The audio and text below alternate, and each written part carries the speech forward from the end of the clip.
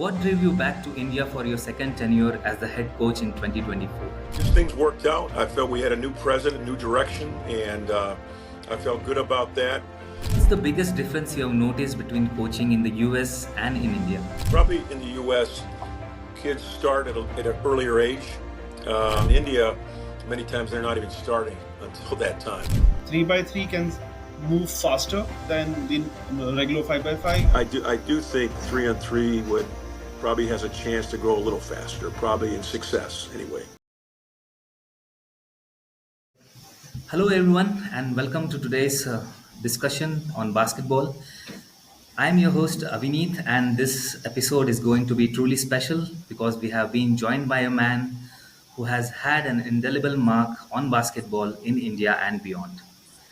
Ladies and gentlemen, our guest for today is Coach Scott Flemming, a name that resonates across continents in the world of basketball. With over 35 years of coaching experience, Scott has worn many hats, from being a college basketball legend to coaching the Texas Legends in the NBA G League to working at grassroots level as Senior Director of Basketball Operations for NBA India. But what truly sets him apart, especially for Indian basketball fans, is his transformative role as the head coach of Indian men's national basketball team. Under his leadership, India has achieved historic victories, including the iconic win against China in the 2014 FIBA Asia Cup, a first in Indian basketball history. After several years with the NBA and in global player development, his return to lead Team India once again in 2024, bringing with him not just technical expertise, but a genuine commitment to growing the game here.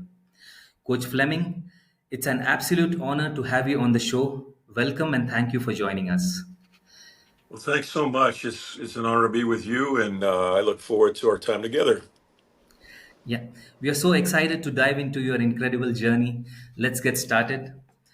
So I have divided this discussion into three sections where I would be discussing the coaching and coaching philosophy basically. So let's get started. So Okay. Scott, you have had an incredible coaching journey spanning over 35 years. What drove you back to India for your second tenure as the head coach in 2024? Yeah, so my first go around was a really special experience, and was able to do some things on the court and even off the court, even more so with a lot of the players, coaches, and people, and have really learned to love India in so many different ways. And so I've really spent almost 11 years total in India between the national team and the NBA. And so, when it opened up again, I was just coming to the end of our time with the NBA Academy. It was closing. Actually, it was to go to another academy, but that kind of didn't work out. And so they came and asked me if I would be interested in coaching the team again. And just things worked out. I felt we had a new president, new direction, and I felt good about that. And it's interesting because about half of the players are NBA Academy kids that I had in high school, and now they've got into their 20s, and they're some of the best players in India. And then we have a few veterans that I actually coached back in 2012 to 15. Yeah. And so, and a few in the middle. So a lot of these players I already had relationship with. We had stayed in contact through the years. And so it just was a natural thing, my wife and I, to move on. She's always a part of things. She's India's biggest fan. She's at all the games and every practice and all of that. So I don't do anything alone. And that's made it great too. I mean, I can't really imagine my life without India. And, I've had a lot of other stops along the way that I really enjoyed, but it was just I think the timing was right to come back and kind of help India get back on track and turn the corner for a lot of new things, especially with a new president, a new direction. Interesting. So what's the biggest difference you have noticed between coaching in the US and in India? Yeah, there's a lot of similarities. Basketball is basketball, and I teach it in many of the same ways. Probably in the U.S., kids start at an earlier age. And so they're pretty developed by the time they get to, at least the top players, by the time they get to 14, 15 years old, where in India, many times they're not even starting until that time.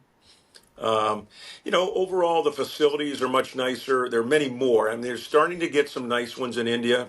Since I first got here, they've been several that have been built that are nice facilities, but they're not prevalent. They're not just facilities that, especially indoor facilities that the players can use. But yeah, that's probably the biggest difference. I think actually the Indian players are much more coachable in many ways. Sometimes the players in the U.S. are a little entitled because they've just been so used to it. Of course, the fanship is different. Now there's an avid group of basketball fans in India, but not, as you know, throughout the whole country. In the U.S., there's so many fans. There's a basket in almost every house. Gyms are packed most of the time, and so it's a little different culture that breeds more basketball in the U.S. So, as a coach, you have the ability to refine a player's technical skills, like ball handling or the defense or the shooting technique. However, when it comes to a basketball IQ, right, the ability to make split second decisions or ability to read the game or anticipate plays, do you think this is something which can be taught through coaching, or it's just a God given talent? I would say both. And going back to players starting when they're younger, I think that makes a big difference when they're starting at 7, 8 years old and learning the game and being taught by the right coaches and the fundamentals and kind of the overall game.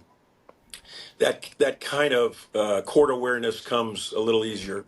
Some Yeah. of it's innate. Some of it is just some players just see the floor and see the game, and that's probably been a challenge here in India. When I first came to India, everybody asked me, how are you going to have a basketball team? Isn't everybody kind of shorter there? And I said, well, with 1.2 billion people, there's bound to be some tall players, and there are. That hasn't been a problem at all. Probably more the issue is trying to find true point guards, and I think overall that's not a thing that is spent a lot of time on with the coaching here. I know there's some that do, but you know, everybody likes to score. Everybody likes to do those kind of things, and I think we need to develop probably young players to really be a pass first, make others better around you. Run the team.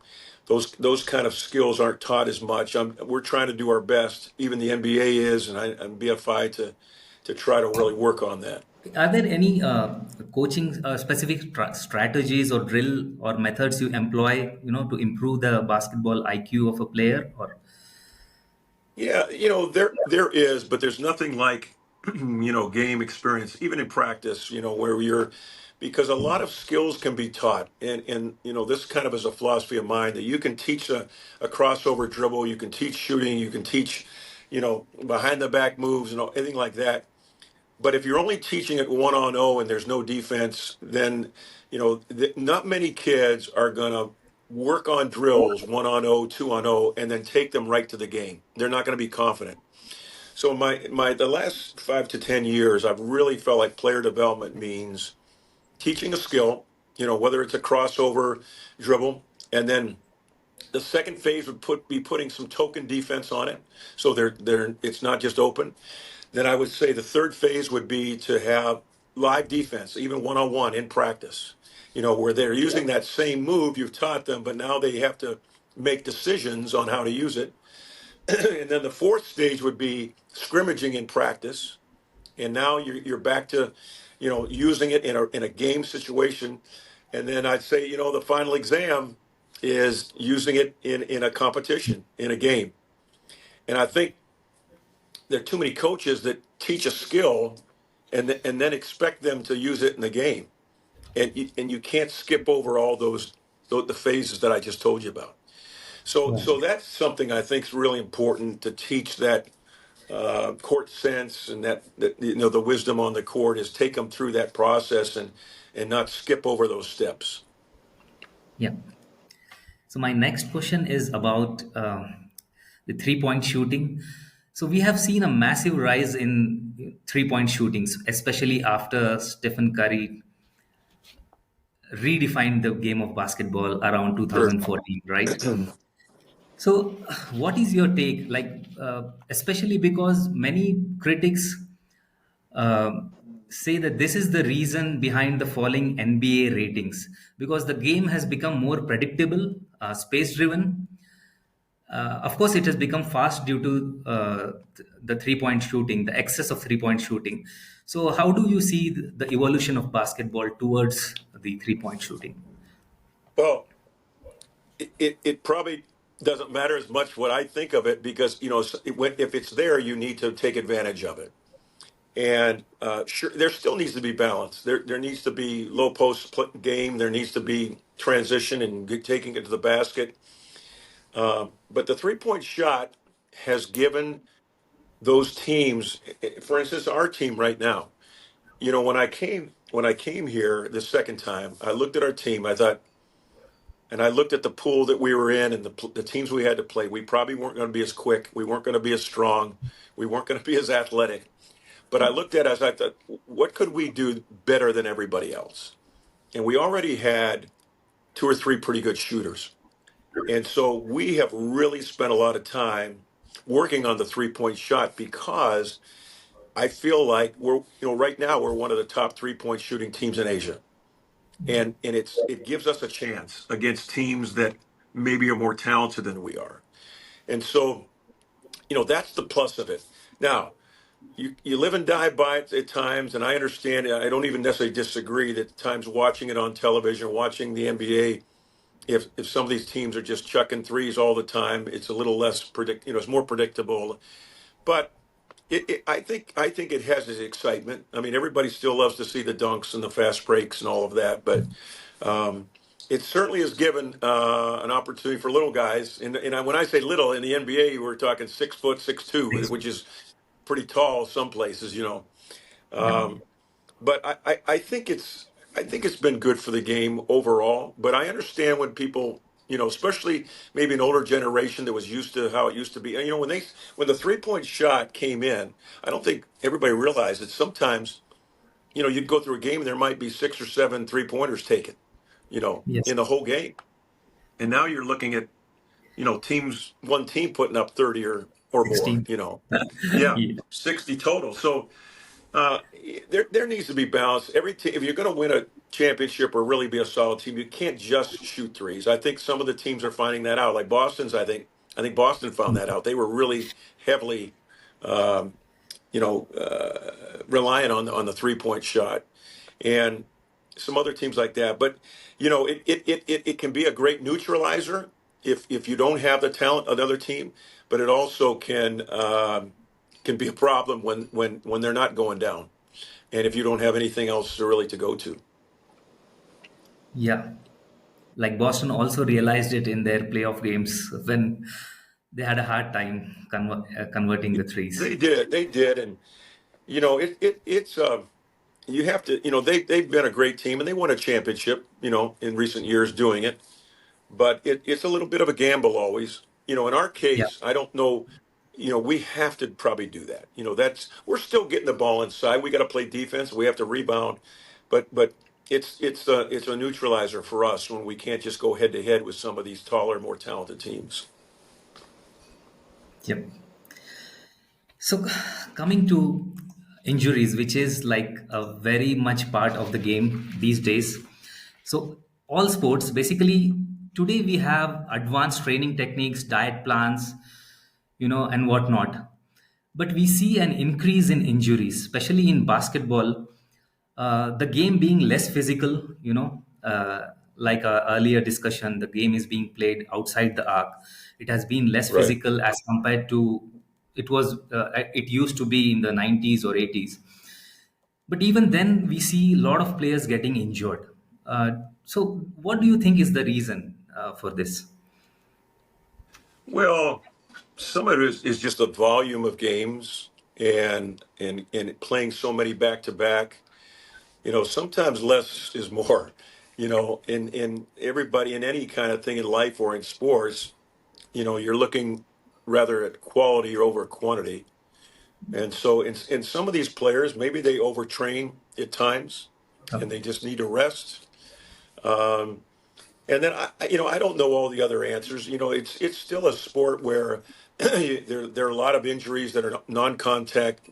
We see all kinds of knees that go down because of the way they land, and ankles, and you think of these physical sports as the only ones that get injured, but there are a lot of basketball players that get injured because of the intensity, and all these athletes, how high they can jump, and they have to then come down free of other people's feet, and all that kind of thing. So yeah, it's still a game that can cause injury, especially if you're playing hard and you're playing, kind of relentless, and not just being soft about it, as people would say. Yep. So, if you had to describe your coaching philosophy in one sentence, what would it be? Well, I think that I would probably say that I befriend the players, but I'm also demanding of them. I'm not the old school where you have to hate me to play for me. If that was the case, excuse me, I'd do something else. I want to have relationships with the players, but I don't want to be a peer. So that, I guess, that one sense, I want good relationships, but I still want to be very demanding of them. And I had a coach my senior year in college that proved that to me. I'd had some coaches that I played for that thought you had to, they hate them to play for them, and I've had some that were so buddy buddy that was almost like a peer, and there was no discipline. And this coach kind of showed me that he could befriend me. We could have a good relationship, but he was also demanding. I mean, I when he spoke, I hopped, and he's somebody that I let him know about once a year, the modeling he did for me, and that I'm trying to do the same thing because it worked. I loved playing for him. I didn't want to disappoint him.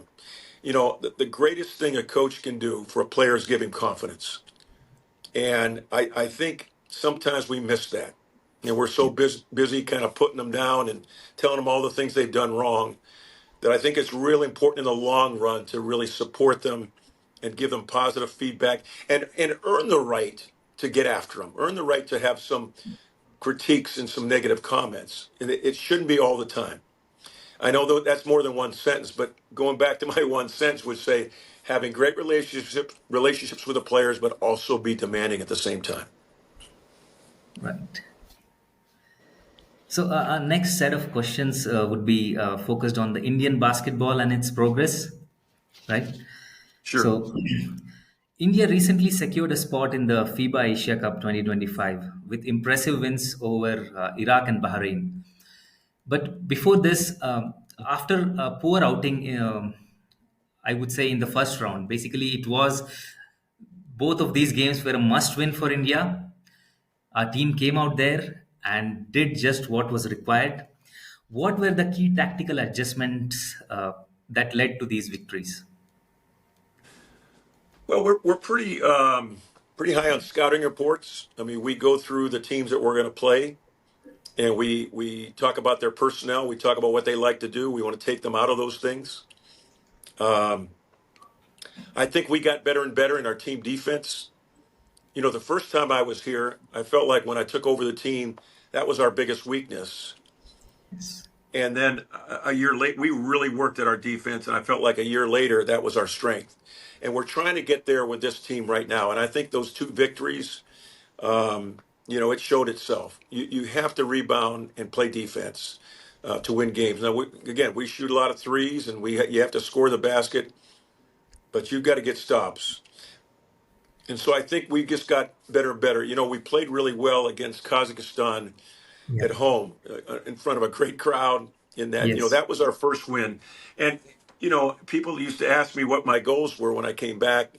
And to be honest with you, I would just tell them to win one game, because we hadn't beat a higher ranked team for years. And we hadn't won many games before that. So my goal was to win one game. And we came out and played really well against Kazakhstan, beat them by 20. I thought we played an overall game, and again, we hit some threes, and then we hit kind of a wall when we played a couple of really good teams, in Iran, in Qatar, and in both those games we had one really bad quarter, and so I think we really talked about that and worked on that, and we decided as a team we weren't going to let down in any of the quarters. Now you don't know your shots are always going to go in, but I wanted to make sure from an effort standpoint, intensity and focus that we played, four quarters. And so that I think that really helped us. Even when, the other teams made some runs against us, Bahrain and Iraq, we kind of answered. We answered those runs and hit some big baskets. And, success breeds confidence, preparation. I've said this, others have said it as well, that, good preparation leads to confidence. I thought we had a great camp going into that uh, in those last two games to qualify for the Asia Cup. I felt good about that, and so they really executed our game plan pretty well. Now that the Asia Cup, the groups are out. What are your thoughts on being grouped with the host nation Saudi Arabia? Does that change your mindset or approach in any way? Well, first of all, we've got three teams that are all ranked higher than us, and Saudi Arabia is probably they're ranked higher than us, but they're the at least on paper the weakest of the three. We got to play China, we have to play Jordan, and Saudi Arabia, and we're ranked lower than all those teams.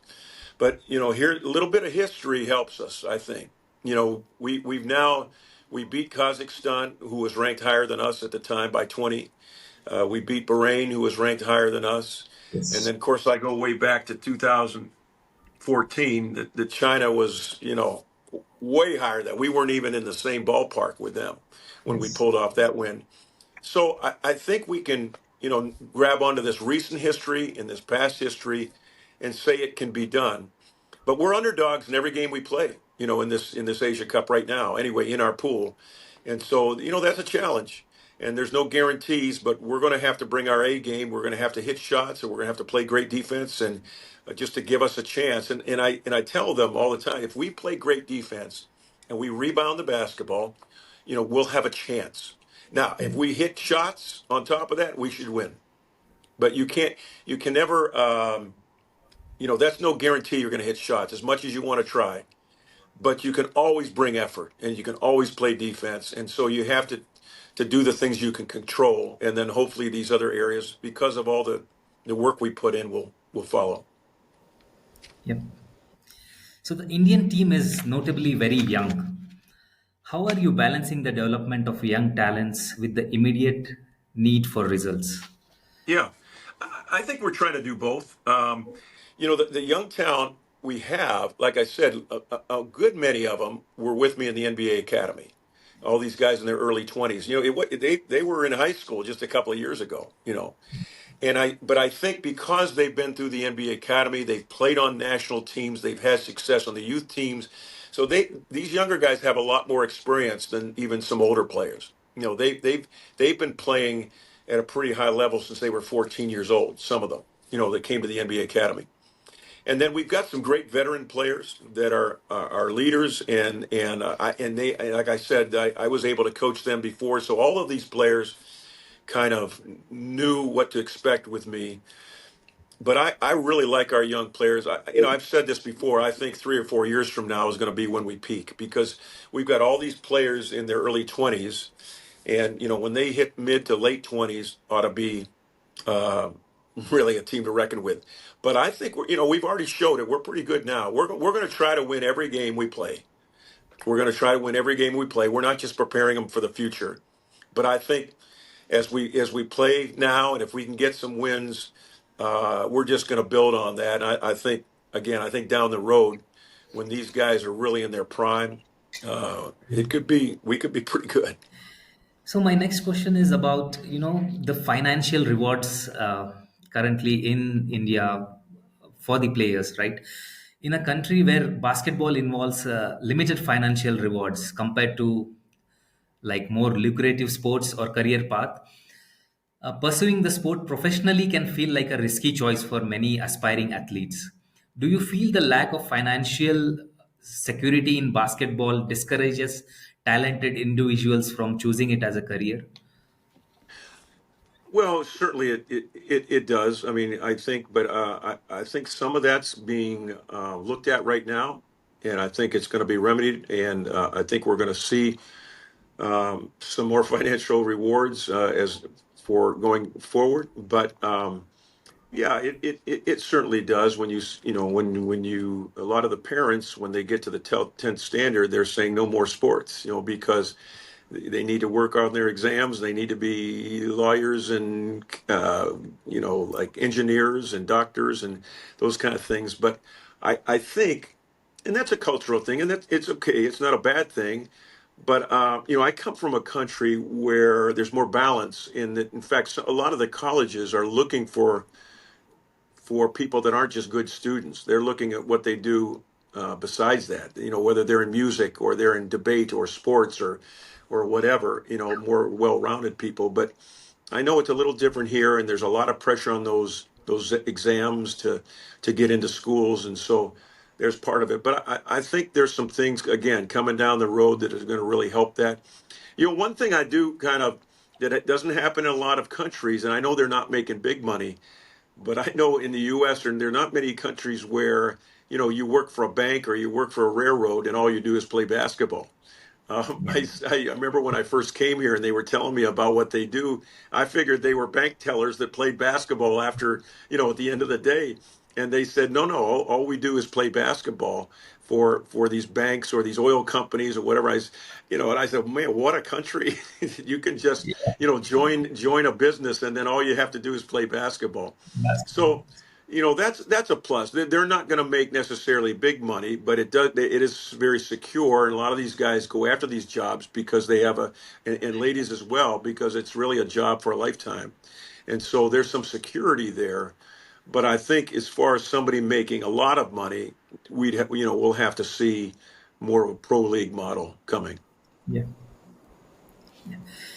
So recently, Indian government is reconsidering its decision to include OCI and PIO athletes, right? So how do you look at it? Well, I do know this, that since I've been in India, I've probably gotten over 100 messages from Indian origin players that say, I want to play for my country and I want to play for the Indian national team. And you know what my first question is, well, do you have an Indian passport? And they say no.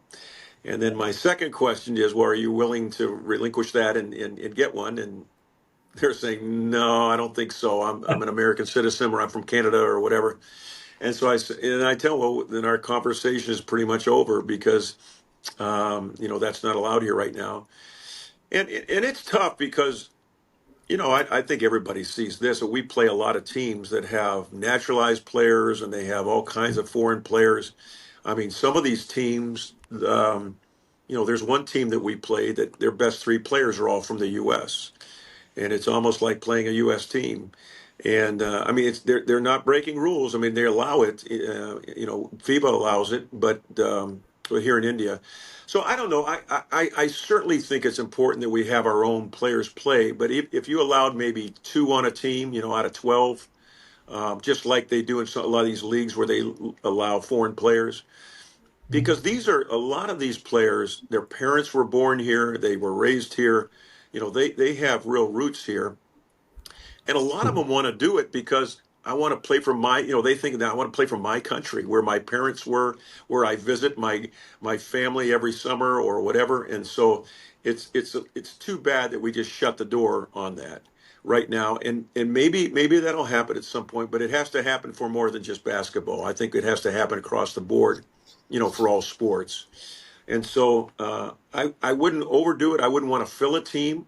I think it's important that you have your own players and that you represent, India. But if you allowed, one or two maybe that were Indian origin, we're not even talking about naturalized player. A lot of these teams Yeah. have players that have never hardly been in that country. They just play for the tournaments and maybe their father lived there or they have an aunt that has some blood that, somewhere down the line. And so, I mean, we've played teams that their starting five were all Americans. and maybe they had some kind of relation that were from that country. But so it used to be when we used to travel with a national team, and they'd ask me, who's your naturalized player, and I'd say, you're looking at him. I'm the only one that's here, but I don't play. I'm just the coach. So. It is what it is, and I love coaching our Indian players, and they've represented us well. And sure, we got to get better. We always talk about narrowing the gap between the Chinas and Irans and Japans, and just try to narrow that gap. And I think we've moved up about 6 spots in the rankings, and we got a long way to go, but we're trying to narrow that gap. But if they would ever allow that, I think it could be good if you limit it to only 1 or 2 players on the team. Interesting. So, what is a day like in an Indian national camp training under you? Yeah. I probably, some of them say I'm not as tough or mean as I used to be. And I'm not sure that's necessarily true. But I've kind of learned through experience that sometimes less is more, you know, rather than practicing 8 hours a day and just wearing everybody out, and they're bored out of their minds, they're injured, and they just kind of lose their step. That I've gone to more quality over quantity.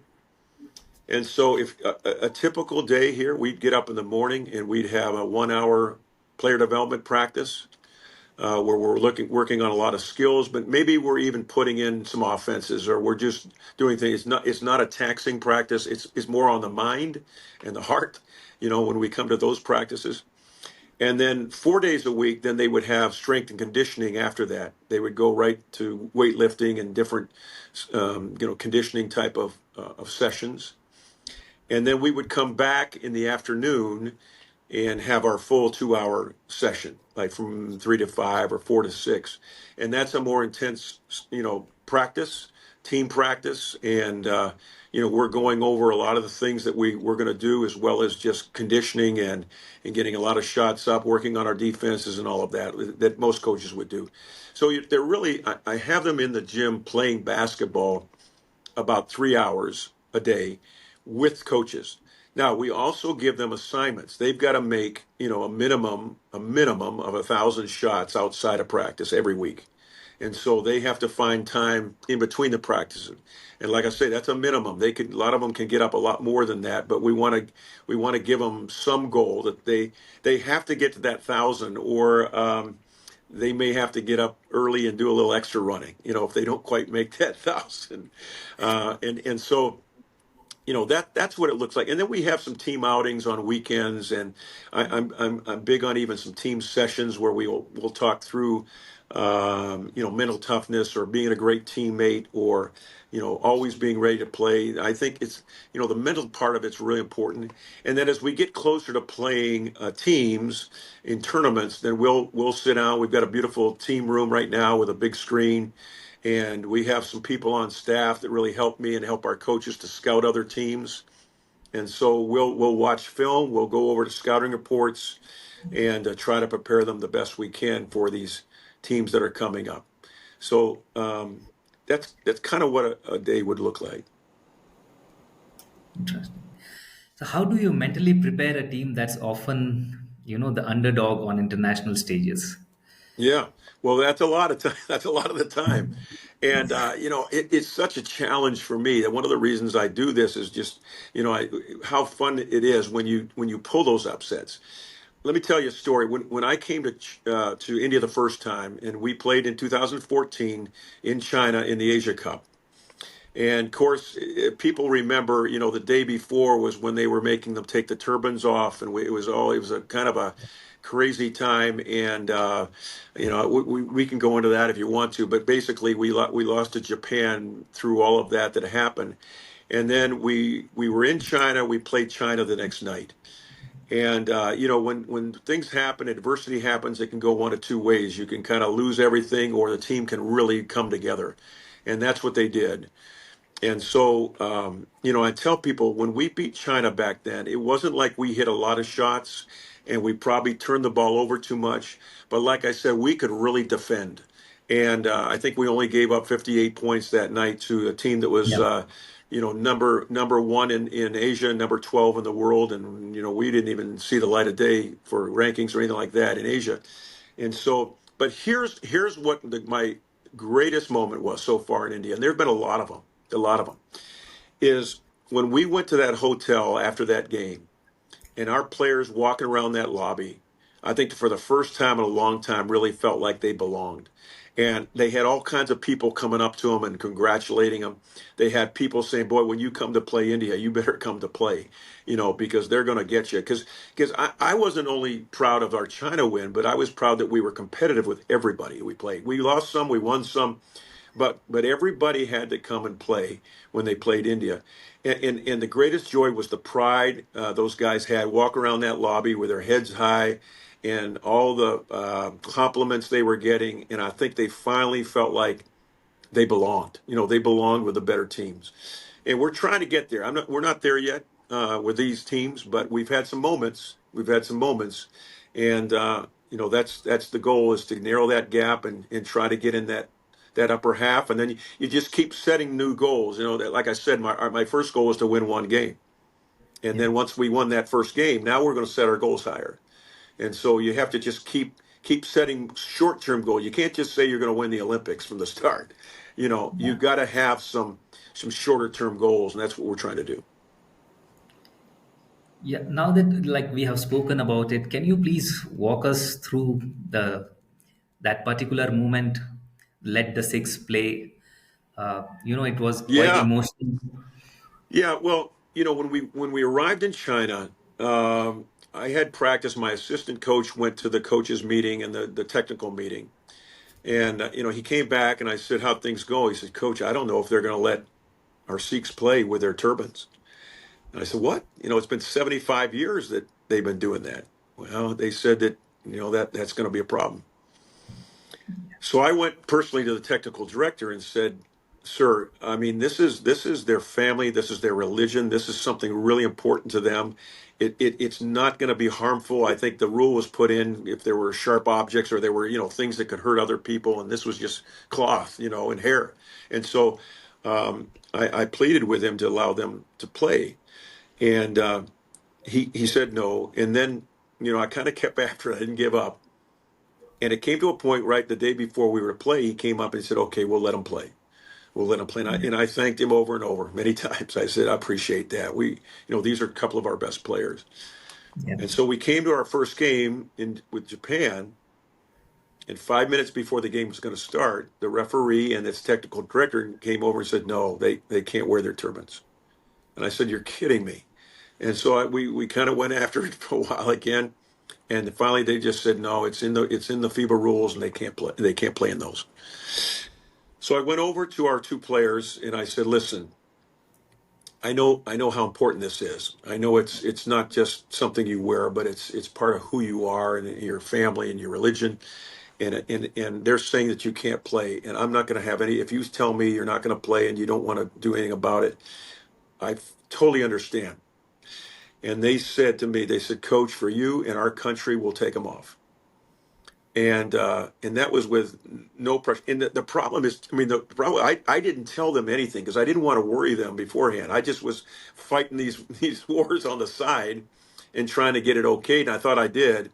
And so now we're 5 minutes before the Japan game, and I had to tell them that.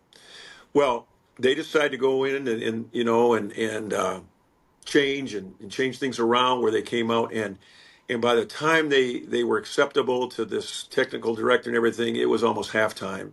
And these were our best two players, and we were down 15 points or so, and we ended up losing that game, I think, by about 20. And you wouldn't believe all the uproar. I was having calls left and right. They were, the whole "let the Sikhs play." Even in the U.S., Yeah. there were all kinds of messages. I had news stations calling me and everything else because they really were standing up for these two guys to say this isn't right. And so since then they've actually changed the rule. And they left it in for a while, and then they changed the rule, and then now they're allowing them to do that. In fact, we have players right now on this team that wear their turbans when they play, and I'm really glad that they did that. But it was and then that next night is when we played China. And like I said, through all that adversity, we could have just fallen apart and and really played poorly. But man, it just fired everybody up, and we were, we stuck together as a group, and we played for them, and that was that next night that we beat China. And maybe if we'd played China 10 times, we might have lost nine. I don't know, but I know that night we were better. We were better, and I think what happened in that game before was a lot of the motivation. Yeah. I was just reading through that incident, and it literally made me so emotional, and it made Yeah, me proud of our team. yeah. Yeah, and those two guys, I mean, again, nobody would have thought bad of them at all if they decide not to play. And that was but that was their decision anyway. Yeah. So the next set of questions are really, I would call it as personal and fun, some funny rapid fire questions. Yeah, yeah. So if you could coach any player in history, Indian or international, who would it be and why? Well, I'm a little biased here because there's a player in the NBA. We grew up in the same city, Akron, Ohio, and so I'm a pretty big LeBron fan. And also, when I was a college coach, I was recruiting, and I went to a game with St. Mary's, and there was a young kid there, about 14 years old, kind of skinny, about 6'4", and boy, he could play. I didn't know who he was, to be honest with you. I didn't do my research on him, and I came back, and somebody asked me, who'd you like down in that tournament there? I said, well, man, there was a young guy named LeBron something. It's a true story. And by the next year he was known all over the world, and he was on magazines and Sports Illustrated and the whole thing.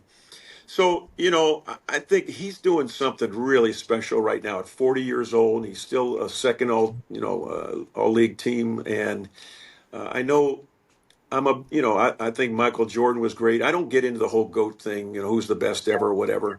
But I know LeBron has lived a pretty good life too. He's given a lot back to his community. He's got a long time marriage and kids, good family man. He's never really been in any kind of trouble, any kind of serious trouble. And he's also, I mean, he's unreal. Maybe you could say a few players were better than him at their peak, but I don't know anybody playing like he does at 40 years old. And True. so, and of course, you talk about court sense. He's a 6'10" point guard, really, right now. And so there are a lot of players I'd enjoy coaching that I'll never have a chance to, but he sticks out. There's just some personal things with him, and I think he's such a phenomenal player too. Yeah. Coincidentally, even my favorite player is LeBron James. Okay, all right. So you've lived in India for quite a while. What's your favorite Indian food? Well, that's an easy one, and I like a lot of Indian food, but by hands down, butter chicken is my favorite food. And I had that early on, and it was really good. And I just have to stay away from it now, because I can pound. You can pound on the pound or put on the pounds, eating too much of it. But I enjoy it. But I like a lot of other foods too. But that's clearly my favorite. Okay. So any funny or heartwarming moments with the team you can share with us? Well, I've shared one of them already about in the lobby after the China game. Funny moments. Well, what my first tournament I went to, national tournament, was up in Punjab, and they had an after party, and a couple of things happened in that party that was kind of my indoctrination. One is they were coming by with all these starters, and I didn't know they were starters because they were chicken and fish and potatoes, and I'm putting down all this food till I'm stuffed. And they say, okay, and now the main meal. And I couldn't eat another drop. So I've kind of learned to take it easy on the starters, because you can fill your stomach and have a great meal just with those starters they're bringing around. The other thing was, in that same area, or that same night, it was a kind of after team party. Everybody started dancing. And Yadu, who was on the national team, grabbed me and pulled me into this crowd, and I got dancing. And my wife was there, my daughter, and so we're all dancing. And I tell people to this day that I've danced more in India than I have the rest of my life combined, by far. Because and of course, recently there have been a couple of victory dances too. After that Kazakhstan game, and I Kazakhstan, was yeah. doing that really for our players, and that camera snuck in there and videotaped me, and then it kind of went viral. And so I tell people, right now I'm probably more known for my dancing than my coaching, so, and it's not very good, but it's Yeah. comic relief anyway. But you got to have fun. I mean, that was again, we hadn't beaten a team for a long time that's ranked higher, and we went out and it was in front of 6,000, 7,000 fans in Chennai. They packed the place out. I had never been in a situation like that in India. I mean, the last one was probably Lusophobia games. We played a home game there in 2014. Ended up beating Angola out of Africa in the championship game, and there were 4,000 fans there. And I tell people, I don't usually hear the crowd, or I don't really think much about that. But that night, you had 4,000 fans just chanting India, India. It was something. It was special. It gave me goosebumps. And we ended up winning against a really good team that night. But this game against Kazakhstan was right there. I mean, we had 7,000 fans packed in that place, and the team delivered. We came out and played them really well. I think they were kind of shocked at our team. And so every once in a while, it's really worth it. I'll do my victory dance.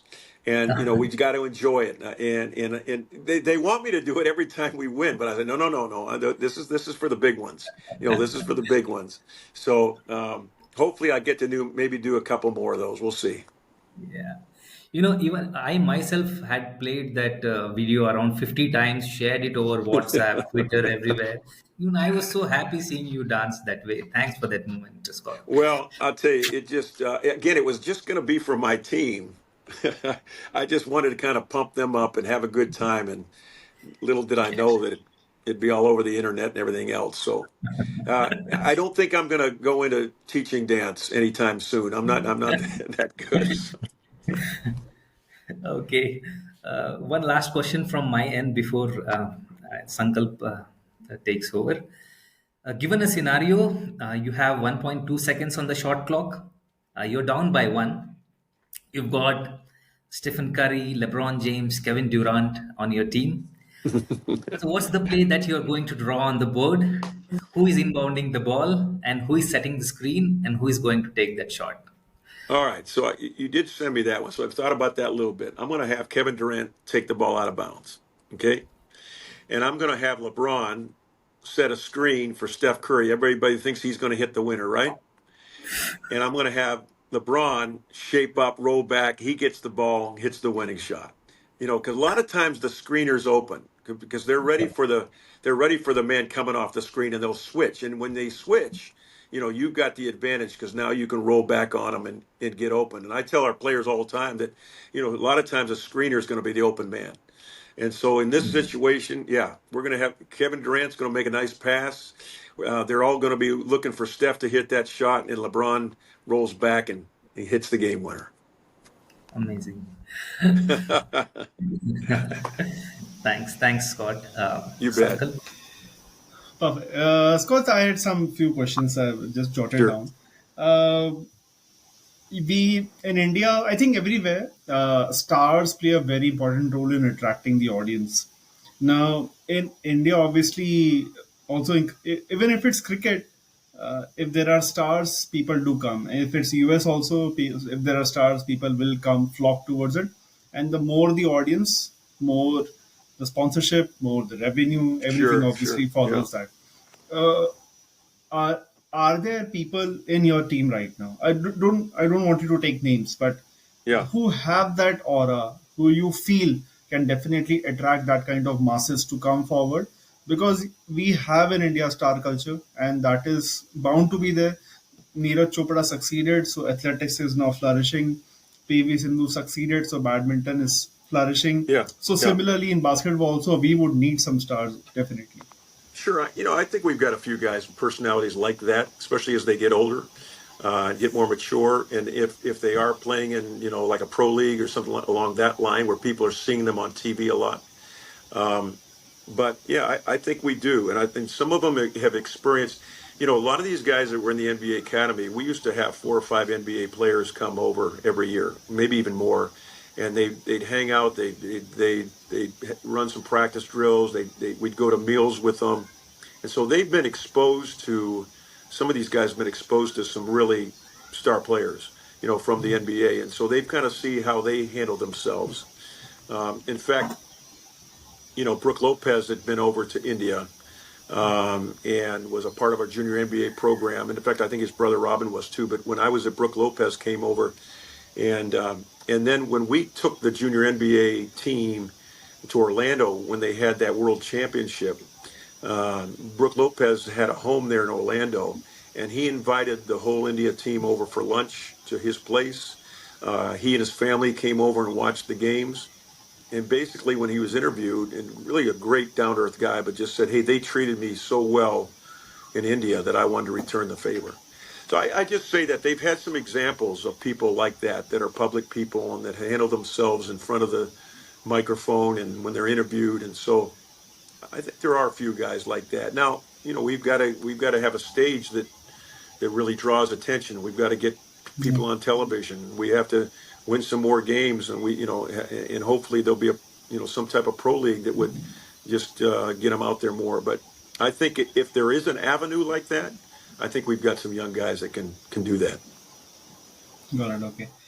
Now, between basketball and 3x3 basketball, we have seen some good success in 3x3 as well in the last couple of months. Yep. Do you feel that in terms of progression at the international stage, 3x3 can move faster than the regular 5x5, or it will be the same pace? Well, maybe so in that, 3-on-3 is still fairly new. And so, some of these long 40, 50 years standing teams 5-on-5, we're just trying to catch up to. Where in 3-on-3, we're not starting much after a lot of these countries are. We're all kind of at the starting gate together. And so in a lot of our players, young players have played a lot of 3-on-3.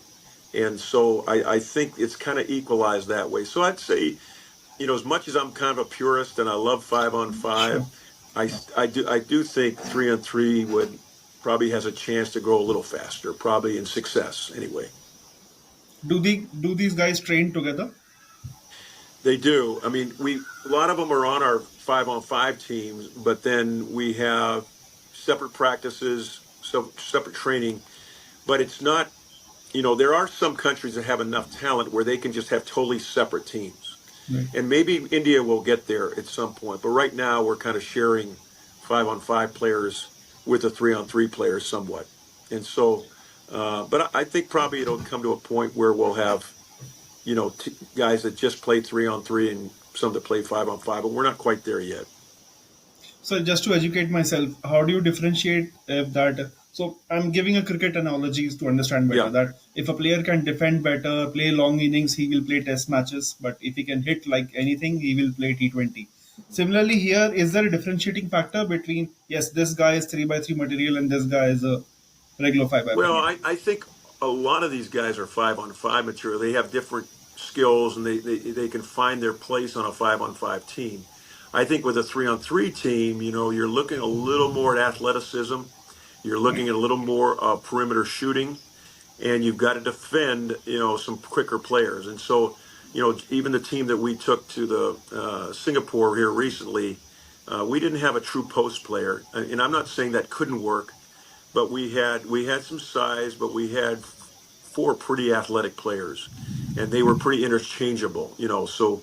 You're changing over and over during those 3-on-3 games, and so hopefully there's not much that's missed when we make that sub.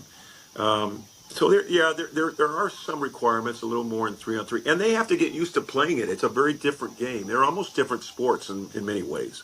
Right. Getting a rebound and racing it back out, and then getting into plays, and we had when I had the team, we put in some what we call entries or quick hitters.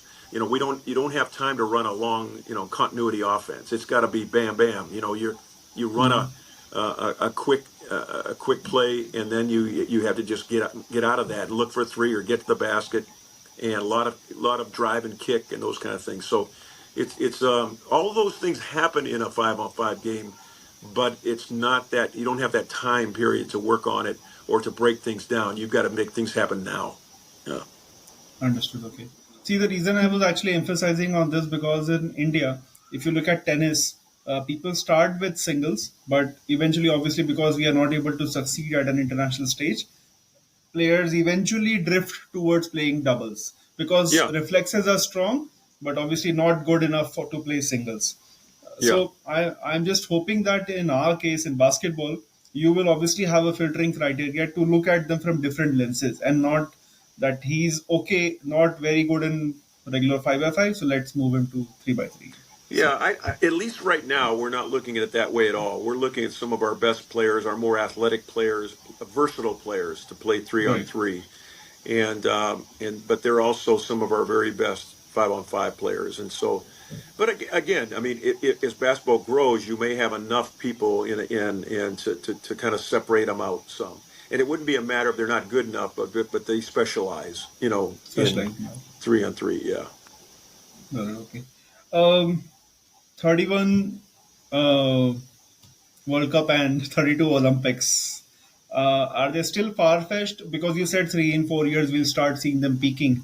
So can we look at 31 and 32 at the greatest years of our basketball? Well, I can't predict that, or I can't, but it just logic says that because Yeah, that's why. some of our best players are 21, 22, 23 years old.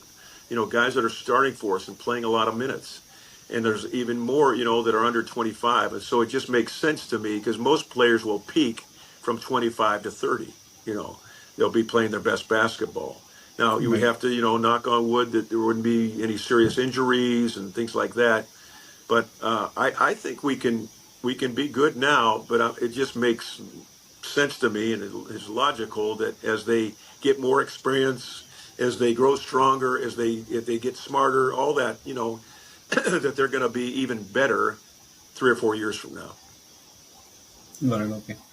Yeah. Another part was that you're scouting internally in India. So, do you look at like in February we had national games where Yeah. all the states competed. Then we had Khelo India Youth Games recently where again all the states competed. Do you look at these all matches and scout I from do, them? and I'm in attendance at a lot of those. I'll come and stay 3 or 4 days and watch all the teams. And Okay, then what's great now too is YouTube has all these games, so I can sit in my living room and watch a lot of these games if I'm looking for a particular player or a team. So these are things that weren't the case when I first came here, right, because sometimes I can't always go and see them in person. But I try to get to most of the national tournaments. I even go to some other type tournaments, and so I've been to the 3-on-3 nationals, and so yeah, and I work with the selection committees. We have committees that help to select the players for camp, and so they're gracious to have to listen to me and to give my 2 cents on the players, and so it's a process, and then we're deciding who gets to come to camp, and then we have to eventually whittle it down to 12 players before we play. So got it. Actually, in India, there are pockets of excellence in certain sports. So, like in basketball, I'm sure Punjab and then Tamil Nadu are like the topmost states, and then yeah. the rest everyone falls below the curve. Similarly for hockey, and similarly for every other sport, actually. Well, and I uh, would say that there are more players in those areas, but we have some really good players here and there in all kinds of different places in India, from Kerala and from Delhi and from all over the place. There just aren't probably as many players. right, Punjab and Tamil Nadu certainly has a greater number of really good players. right. There are some guys that start for us on the national team that aren't from those two areas. So, yeah. Understood. Okay. Um, Now some quick fire from my side. Okay. Your target rank for India at the end of year. I'm not big on that. I love to see us grow. I love to see the higher rankings. But I've always, as a coach, just said we need to reach our full potential. We need to be the best we can be and let things fall in place. I've never predicted how many wins or even when I was in the U.S., all my job as a coach was to help us to reach our full potential. And all those wins, and I won championships in the U.S., but it wasn't like we started the season, we're going to win a championship. And some people do that, and I think that's okay. It's great to have those goals. My goal most of the time is to get the most out of these players and the most out of the team. And I'm thrilled when it happens. When you're rewarded with success and you move up the rankings. Hey, I'd like to be number one. But that's probably a tall order. But generally, I'd love to move up farther in the rankings. But I think my main goal is to let's be the best version of ourselves. Absolutely. Your favorite player from Asia, which is not Indian, the player you Well, look out for. yeah, yeah. Who's the player? There's a great player in Lebanon. He's a lefty. I wish I could tell you his name right now, but I saw him actually play in the BAL too. I was down there when they started the African League, and he was pretty special. Now some of these really good players in Asia are from the U.S. and I really like their game, but I probably would never say that's my favorite Asia player because they're from somewhere else, and so Right. so yeah, I can't think right off, but I know I wish I'll let you know who he is after this because he Sure, we'll plays the find out. game. Well, he plays the game. It's the way it's supposed to be played. He plays hard. He plays aggressive, and he's very good. He's plays at a very high level, but he plays for the Lebanon team. So we'll see him in the Asia Cup. We will. Definitely. Yeah, Yeah, yeah. yeah. And your favorite international player overall, active right now? Oh, well, okay. Active. Let me go back to one that's not quite out. He just retired a few years ago. I was in Dallas when Dirk Nowitzki was there, and I was there when we won the championship in 2011. And I'll tell you, Dirk, at that time, I would say maybe, some would still say he's the greatest international player ever, but there's some others right now. I love Jokic. Maybe he's that plays for Colorado, Okay. team, the Nuggets. Yeah, Nuggets. And he's really special. I mean, he's a unique player. He kind of reminds me of Dirk some. He's a better passer, and he's probably a bigger, stronger player. And he shoots it well, but he doesn't shoot it like Dirk. At one point I thought Dirk, he's just a 7-footer that shoots like guards, and he never was that quick. He was never that athletic, but he was really smart, and he played hard, and he played with confidence, and he could shoot the lights out. And I used to tell people he was the best player in the NBA of shooting with somebody that was defending him all over him. I mean, that really didn't bother him much. But I'd probably say Jokic right now. I mean, he's pretty special, and there's a lot of them. But for a guy that big, and again, he's not that athletic. He's not very quick, but he is just a great, great player. Very smart, great passer, can score. I mean, he's just worked on his skills. So I would say probably him. That's brilliant. Your favorite basketball movie of all time? Well, I go way back, and I don't know if you've ever seen the movie Hoosiers. Have you Yes, heard of it? yeah, yeah, yeah. Okay, all right. Long back. I think I cried during that movie because of there were some real heartwarming things that happened. This was this tiny little school that ended up winning the state championship in Indiana, and it was really well done. But it was a true story. I love movies that are true stories. My Right. wife will tell you that, my kids, because if it's a true story, boy, they've got me. Because when you're watching something and it really happened, there's something a little more about that. But there's another one called Glory Road about Yeah. a team that won the national championship. But there's a lot of them and some of them aren't basketball movies; they're sports movies. But those are probably the two that probably stick out right now.